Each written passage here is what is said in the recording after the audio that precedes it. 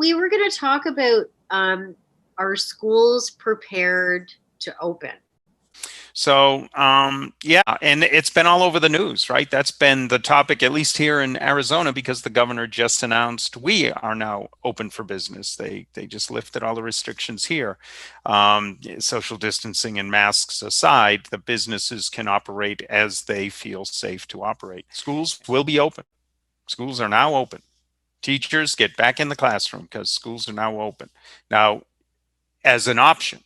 And because he said early on that as an option, schools have to have open classrooms. You can still, if a parent is concerned, you still go online and do it. They have to have the option of going to class. For the parents, also have the option of keeping their kids at home because that class will be online. So it's going to be a bigger burden on the teachers.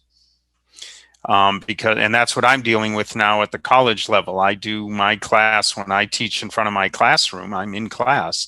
I also go on to Microsoft Teams is what we use, or Zoom, and those who choose not to come to class can log in and they can see me and they hear the lecture from wherever they are. So I'm both. I'm the hybrid, and that's what teachers may have to end up doing. At least here in Arizona, and more states are starting to follow suit because of the lessening of numbers. So how are the Arizona teachers going to handle this? I mean, it's interesting to see the frustration level already on the teacher's side. One, because this week is spring break. I didn't know anyone was even paying attention to spring break anymore in the middle of a pandemic, but that seems to be an issue. So if them not getting their spring break when they've been home teaching all this time is an issue, imagine the frustration level that we're starting to see. So you're going to have parents frustrated. You're going to have some students frustrated, although I suspect by and large the students are more excited than anybody to get back to see their friends and be with their friends. But there's a frustration level on the teacher side too. How are the teachers going to handle being back in the classroom with the pressures of the those who don't want the teachers back in, the administrators, I dare say the unions that are fighting to keep them out of the classroom right now, and the government who's saying get back in the classroom? Because essentially they're public school teachers, so they're government employees, and parents who most of them want their kids back in school, but there's also those ones who don't. So you've got this melting pot of frustration and excitement going on. So is anyone in the school administration sitting down and saying, okay, what do we need to be prepared for? So one thing that I talk about is prioritization, and that comes from basic threat assessments and threat analysis. Is you sit down and you say, what's the biggest threat to our environment right now? And when you use the word threat, it's not necessarily with a capital T. Everyone hears threat and they think about danger and violence and, a threat in that aspect. A threat is really anything that's short time to respond, but also something that is unexpected, interrupt your business on a daily basis. And it could be all three of those. It could be any one of those three. So what schools are looking at right now are the potential of a constant disruption of class, of their daily schedule. Why? Teachers are frustrated. They may cancel class because only 3 students showed up. You may have parents calling routinely to complain that my kids went back to school and they were sent home. The administrative staff has to be concerned with, do we close class? What if on day 1, school's open next Monday and 20% of the students show up, 50% show up, 75% show up? These are the things you have to look at. What if it's basic emergency preparedness contingency planning? If 20% shows up, is it worth for us to stay open, or do we send them all home? But can you send them all home? Working parent so-and-so sends their kid to school. Cool. I can go back to the office now. Oops. Except I just got a call that only 20% of the students showed up, and they put a plan in place that said if we don't get more than 25% in class, we're not going to keep the school open. So if that's their plan, have they communicated it to the parents? Is all this being considered? Are these types of conversations happening? In contingency planning, it's a 3-step phase. It's what's the scenario, what's the response, and what's the communication? Do we keep it open? Do we keep it closed? And 3, the communication. Who needs to know about this? And in the school world, there's a lot of moving parts. You've got the school board, you've got the governor's office, you've got all administrators, you've got the politicians, all have to be notified if all of a sudden school X shuts down because they put a plan in place that 50% have to show up or we're not going to hold class, and only 40% showed up. So that's one, is how are they going to handle the moving parts of being back in school combined with the frustration level? What kind of contingency plans have they put in place? And the second thing is something, we've talked about before, is what is the environment for these students? And I usually go to the junior high to high school level schools for this.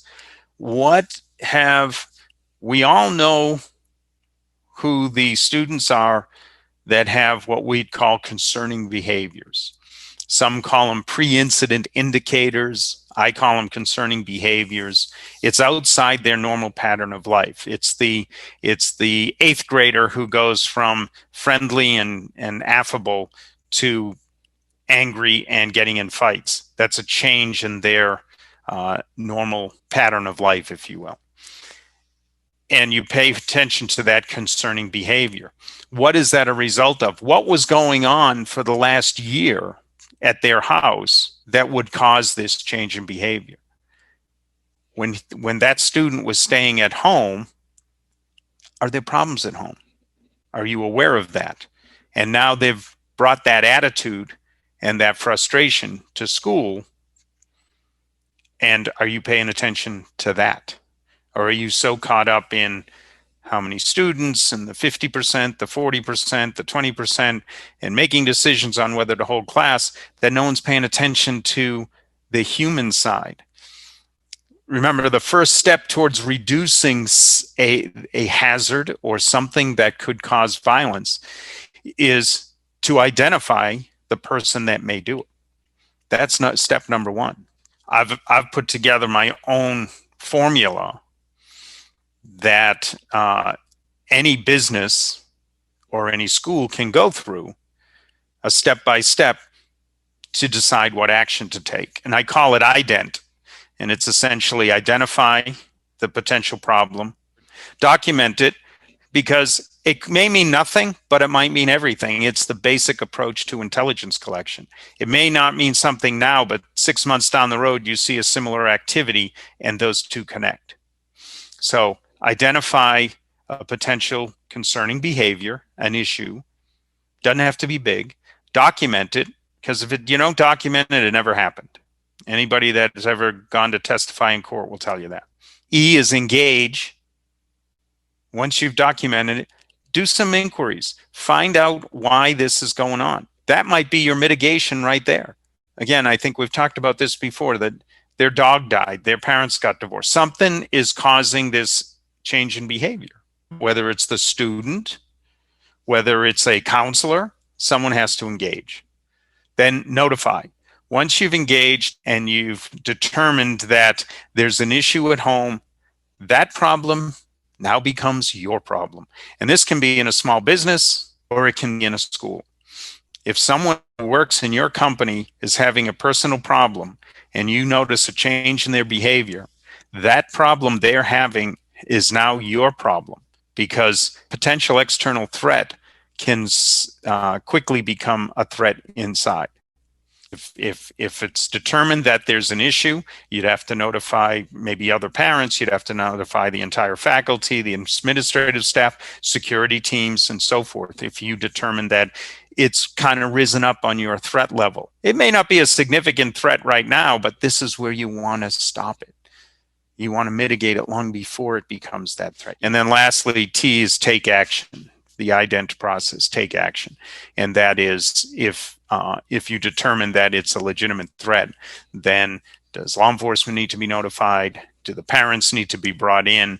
But somehow this needs to be mitigated. And so that's the process that I've put in place, that I've come up with, and it works whether it's in small business or it's at schools. But this is what administrations are dealing with, and I submit that many of them are not equipped or trained to take that type of responsibility on. When I teach this stuff, I tell them, teachers will sit back. If you tell them, you need to be aware of this, and you need to be able to handle this, and you need to be able to, they're going to go, whoa, whoa, whoa. I teach math. That's what I do.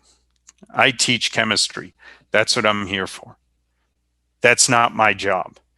And I think that's the biggest hurdle that schools are dealing with.